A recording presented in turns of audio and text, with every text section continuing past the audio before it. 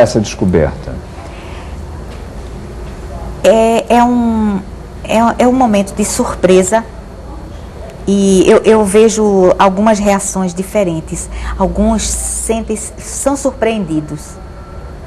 Puxa, unbelievable, eles dizem. Não acredito, não é possível. Outros sentem-se enriquecidos. Puxa, essa é a minha história. Eles chegam na sinagoga, quando sentam, eu pensei que era cansaço físico, que às vezes são grupos de pessoas de mais idade. Mas não é o cansaço, é a emoção muito grande. Lágrimas nos olhos. Eles olham a sinagoga, quando os monitores começam a contar, cada um conta uma parte, as exposições que tem lá, temáticas, eles querem levar tudo eles querem.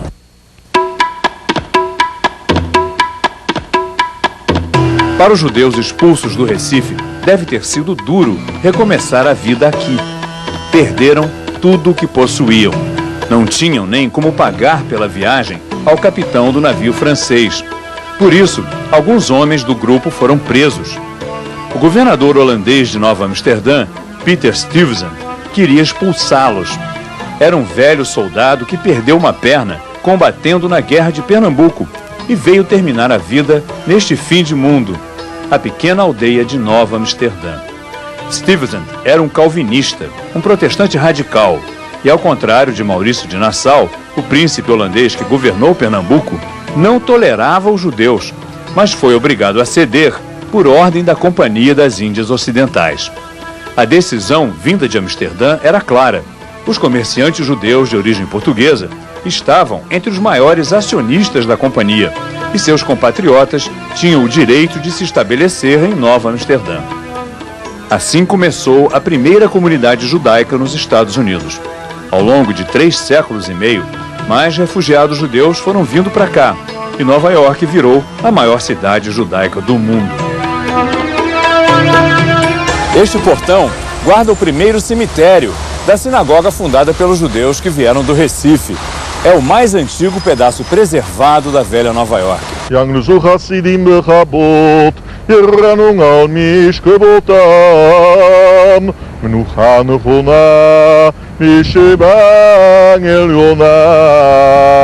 E os nomes, nas lajes quase dissolvidas pelo tempo, revelam a origem dessa gente.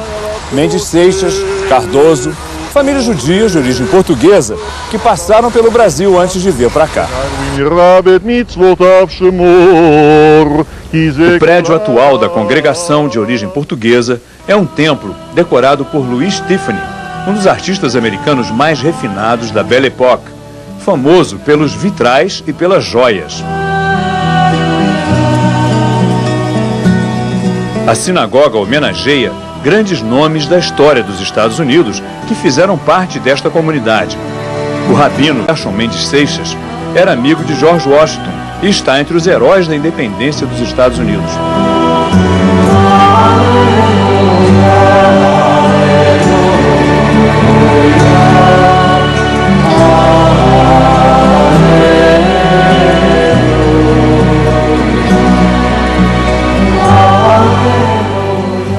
Hoje, os judeus são apenas 2,5% da população dos Estados Unidos, mas têm uma presença muito maior na cultura do país. Os estúdios de cinema em Hollywood, na Califórnia, foram fundados por empresários judeus de Nova York. Os musicais da Broadway foram criados por artistas judeus, como os compositores George Gershwin e Irving Berlin. Na literatura, Norman Mailer, Philip Roth, Saul Bellow, Susan Sontag estão entre os maiores escritores americanos. Hoje, entre os maiores diretores e astros de Hollywood, estão judeus como Steven Spielberg, Robert Altman, Paul Newman, Woody Allen e Barbra Streisand.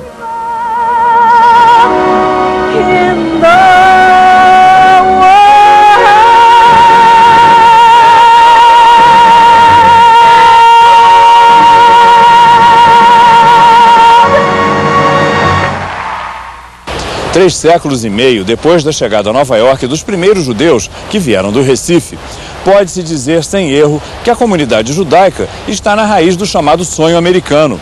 É a história de imigrantes perseguidos em outras terras que aqui deram certo e ajudaram a construir a nação que é hoje a mais poderosa do planeta. Mas também no Brasil, a cultura judaica deixou raízes. A exposição, organizada pela historiadora Tânia Kaufmann, e o filme O Rochedo e a Estrela, de Kátia Mezel, mostram que a presença judaica no Brasil, na verdade, começou muito antes da ocupação do Nordeste pelos holandeses. Os primeiros colonizadores portugueses, como Fernando de Noronha, eram judeus que foram forçados a se converterem ao catolicismo. Eram chamados de cristãos novos.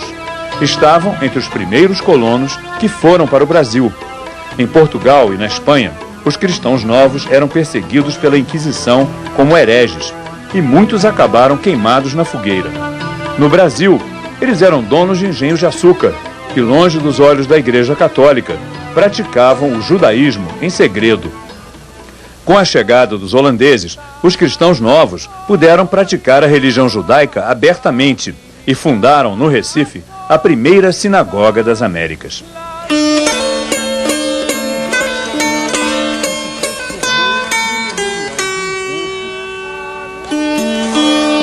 Chegaram até mandar buscar um rabino para vir a ser o primeiro rabino em terra da América, que foi Isaac Aboab da Fonseca. O rabino Isaac Aboab era considerado um sábio em Amsterdã. Ele havia unificado as 3 sinagogas existentes e desempenhava com rigor a liderança espiritual. Veio para o Recife para reconduzir os cristãos novos aos caminhos do judaísmo e assegurar o perfeito cumprimento das leis de Moisés, o que fez energicamente, mesmo nas ocasiões mais difíceis, até o fim do período holandês. Não interessavam os judeus absolutamente que os portugueses voltassem a dominar. Porque eles sabiam que era, como a gente diz em Pernambuco, caixão e vela preta. Eles sabiam que eles voltando, os portugueses voltando, era a Inquisição que voltava, como realmente foi o caso. Ou seja, e quem não quis sair de jeito nenhum, teve que perder sua identidade, se mandar para os sertões e nunca mais no mundo falar em judaísmo. Os judeus de origem portuguesa e espanhola são conhecidos como sefaraditas, porque vem de sefarad, a palavra em hebraico para a Península Ibérica. Eles falavam ladino, um dialeto que mistura português e espanhol arcaicos a palavras em hebraico.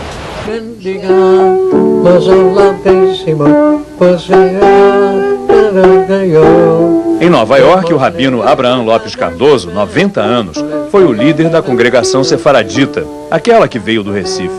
Agora aposentado, ele se dedica a publicar antigas canções em ladino. Bendita sea la casa esta, el hogar de su presencia, donde guardamos su fiesta con alegría y permanencia.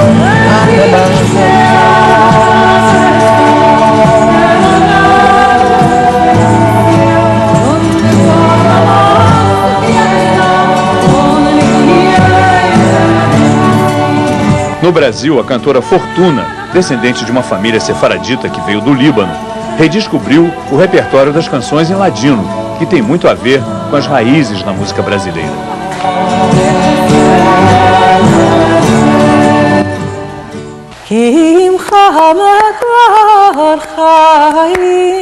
Esses ritmos, foi interessante porque eu comecei a ver os ritmos sefarditas e falei, meu Deus, isso é brasileiro, isso é lá de Recife, isso é do norte, isso... Que é isso, gente? Que coisa mais brasileira. Ou seja, como o sefardita contribui para a cultura do Brasil. O quanto a música brasileira está impregnada da música modal, que é a música típica dos judeus do Oriente.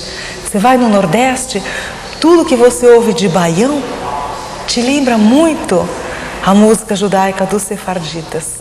Como que é?